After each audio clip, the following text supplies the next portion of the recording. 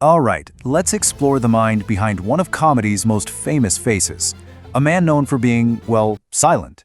But as it turns out, his quiet genius was anything but accidental. Oh, you definitely know this man. The tweed jacket, the little green car, the teddy bear. He's that bumbling, lovable character who causes total chaos wherever he goes. And he does it all without saying a single word. So that's the real question, isn't it? How did one guy, using almost no words, manage to connect with billions of people? I'm talking every culture, every language on Earth. The answer? Well, it's way more brilliant than you'd probably guess. Okay, so to really understand his genius, we've got to first wrap our heads around the global phenomenon that he created. You see, Mr. Bean was basically engineered to be a global hit right from the get-go. I mean, think about it for a second. The character barely speaks, he doesn't belong to any specific culture, you don't need any explanation for what he's doing. By taking language completely out of the equation, Atkinson just demolished every possible barrier. He made a character that anyone, anywhere, could get in an instant. And that's it, right there. His comedy was never about telling a specific, written joke.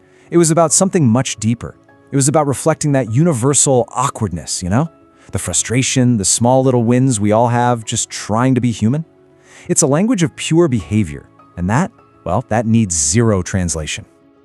So the big question is, where did this totally unique, silent approach even come from? Well, the secret isn't in some fancy acting school. Nope.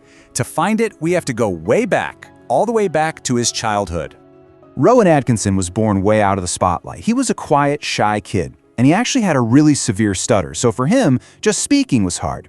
And while all the other kids were chattering away, he was doing something else. He was watching. He became this master observer, figuring out how to communicate with gestures and expressions long before he ever thought about stepping on a stage.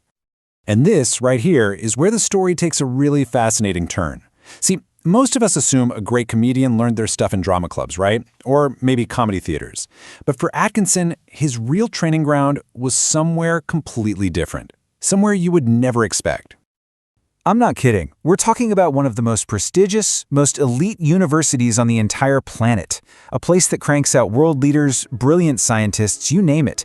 And this is where Rowan Atkinson decided to go to school? Yep, you heard that right. The man who plays one of the most famously, let's say, simple characters in history has a master's degree in electrical engineering from Oxford.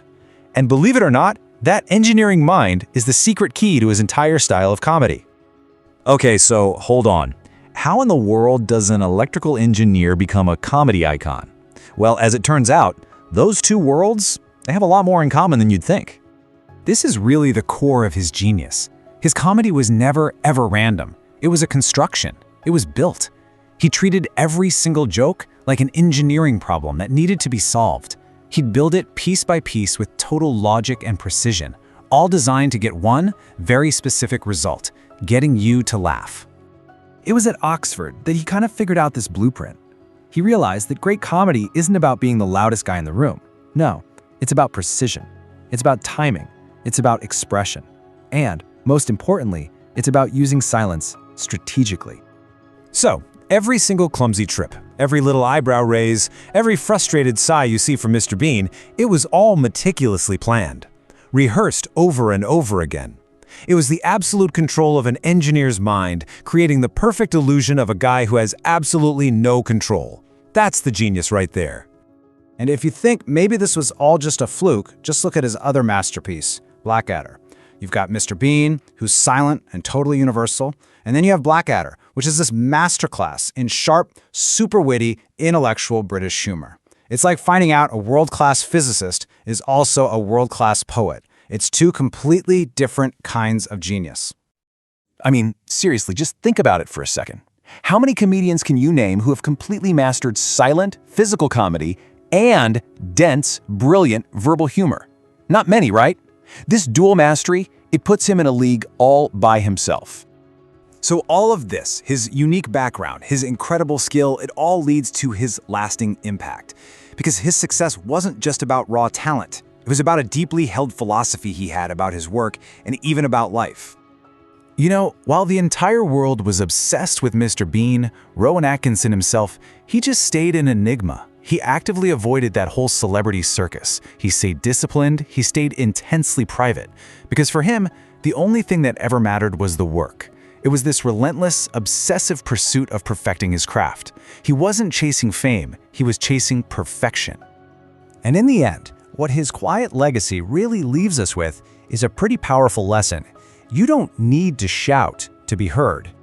It shows us that true impact doesn't come from just being loud.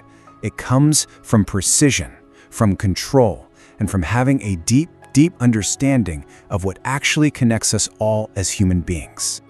In a world that is just so full of noise, his legacy is this quiet reminder that sometimes silence is the most powerful voice you can have. So think about that. The shy kid with a stutter, the brilliant Oxford-trained engineer, he became a global icon, not by talking more, but by communicating with absolute precision.